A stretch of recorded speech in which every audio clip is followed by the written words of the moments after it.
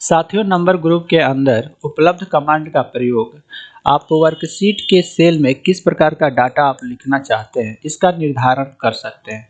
वैसे डिफ़ॉल्ट जो हमारे जो सेल होते हैं वर्कशीट का, उसका जो पहले से फॉर्मेट होता है वो जनरल होता है। जनरल का मतलब ये हुआ कि आप देख रहे होंगे कि ABCD लिखा हुआ 1 2 3, यानी यहाँ पे आप नंबर भी लिख सकते हो, कोई भी नंबर लिखो, या आप अक्षर भी लिख सकते हो और या कोई भी आप चिन्ह वगैरह लिख सकते हो। तो ये जनरल होता है कि जनरल का मतलब कुछ भी, जैसे नाम से ही प्रतीत हो रहा है कि आप कुछ भी लिख सकते हो। तो प्रत्येक सेल पे जहाँ पर भी क्लिक करो तो डिफ़ॉल्ट इसका जो फॉर्मेट है वो जनरल है।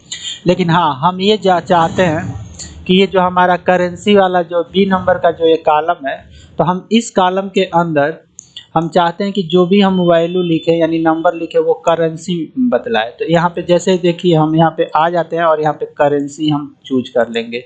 यहाँ पे क्लिक करेंगे, देखिए करेंसी, तो जैसे ही करेंसी चुन लिए तो अब यहाँ पे हम जब देखेंगे तो आप देखिए करेंसी दिखा रहा है। अब जैसे ही कोई हम संख्या डालेंगे और इंटर करेंगे तो ये बता रहा है कि ये $10। तो कोई भी संख्या डालते हैं तो देखिए करेंसी में कन्वर्ट कर दे रहा है। एक चूँकि यहाँ पे दिखा रहा है कि आपका डॉलर, तो डॉलर इस वजह से दिखा रहा है क्योंकि जो माइक्रोसॉफ्ट कंपनी है और जो एक्सेल ये सॉफ्टवेयर है ये अमेरिका में बना हुआ है, तो अमेरिका का जो करेंसी होता है वो डॉलर होता है, तो डिफ़ॉल्ट डॉलर दिखाई यहाँ पे बता रहा है।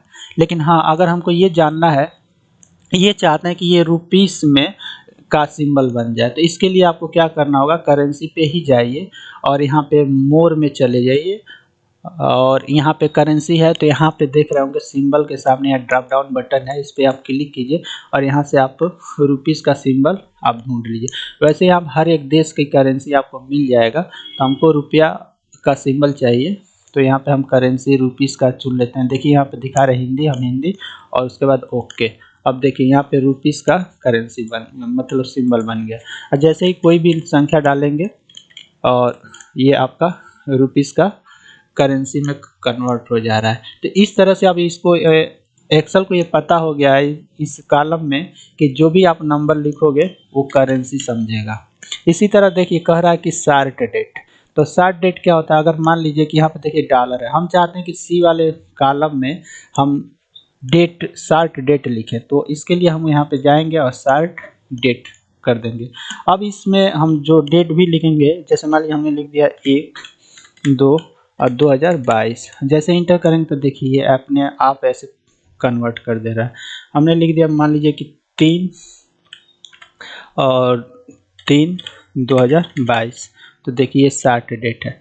लेकिन अगर हमको यहाँ पे लॉन्ग डेट है, तो अगर हम चाहते हैं कि इसमें लॉन्ग डेट लिखें तो हम इसको कॉलम को चुन लेते हैं, डी वाले कॉलम को, और यहाँ पे आते हैं और यहाँ पे हम इसको बतला देते हैं लॉन्ग डेट। अब यहीं पे मान लीजिए यही डेट हम लिख दे रहे हैं, जैसे 1/2/2022। जैसे इंटर करेंगे तो आप देखेंगे ये हैज कन्वर्ट हो गया। क्यों? क्योंकि इसको लिखने के लिए जगह नहीं मिल रहा है। अब देखिए यहाँ पे बता रहा है संडे जनवरी 2022, ये क्योंकि अब ऐसा क्यों लिख दिया, क्योंकि ये आपने इसको बताया है कि इसमें हम लॉन्ग डेट लिखेंगे, तो इसीलिए जब भी कोई भी, देखिए हम बगल में जो हमारा शार्ट डेट है ना, यही डेट हम यहाँ पे लिख लेते हैं 3/3/2022, तो आप देखेंगे ऑटोमेटिक कन्वर्ट कर दिया। इससे ये पता चल रहा है कि सेल के अंदर जो वर्कशीट के जो सेल होते हैं उसका फॉर्मेट हम पहले से ही निर्धारित कर सकते हैं। देखिए यहाँ पे हमने लिखा हुआ पहले से परसेंटेज, तो हम चाहते हैं ई वाले कॉलम में जो भी संख्या लिखे वो परसेंटेज में ऑटोमेटिक कन्वर्ट कर लें। तो इसके लिए हमको यहाँ पे जाना होगा और यहाँ पे परसेंटेज इसमें कहीं मिल जाएगा, देखिए यहाँ पे परसेंटेज, और जैसे ही आप यहाँ पे इंटर करेंगे कोई भी संख्या, तो अब वो समझेगा कि देखिए 10% दिखा रहा है। अब एक्चुअली डाट के बाद डिफ़ॉल्ट 2 जीरो बढ़ा दे रहा है, तो अगर आप घटाना या बढ़ाना चाहते हो तो यहीं पे देखिए ये दे रहा है कि इंक्रीज डेसिमल, तो हमको इंक्रीज नहीं करना है, डिक्रीज करना है, घटाना है, तो आप घटा सकते हो। देखिए अब कोई भी संख्या आप लिखिएगा तो 20%, अगर हम 50 लिख दें तो ये समझेगा 50%। अगर दशमलव बढ़ाना है तो यहाँ से बगल से आप बढ़ा भी सकते हैं।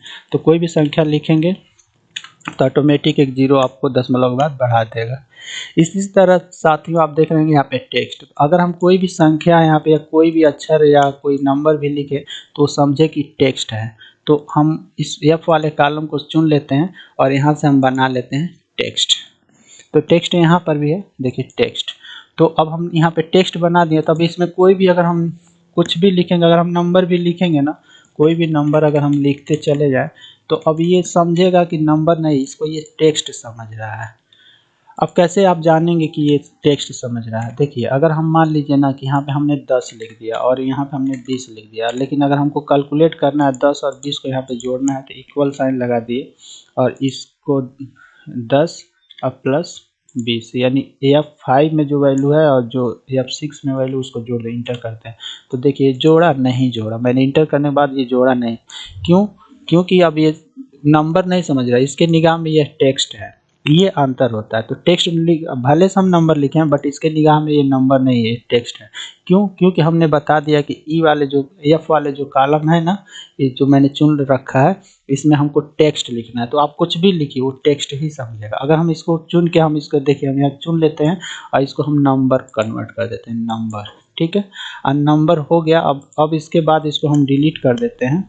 अब फिर से हम फार्मूला लगाते हैं, इक्वल, हम इस पर क्लिक कर देते हैं, F5 प्लस F6 इंटर करते हैं। तो देखिए अब 30, अब ये समझ रहा है कि ये नंबर, इसलिए ये जोड़ दे रहा है। तो ये फर्क होता है। तो किसी भी सेल के अंदर किस प्रकार का हम वैल्यू लिखेंगे, इसका निर्धारण आप नंबर ग्रुप से कर सकते हैं। इस तरह देखिए हम टेक्स्ट कर दे रहे हैं, अब ये टेक्स्ट ही समझेगा।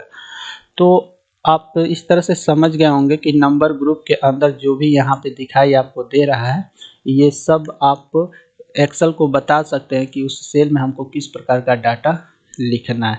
अगर आपको यहाँ से नहीं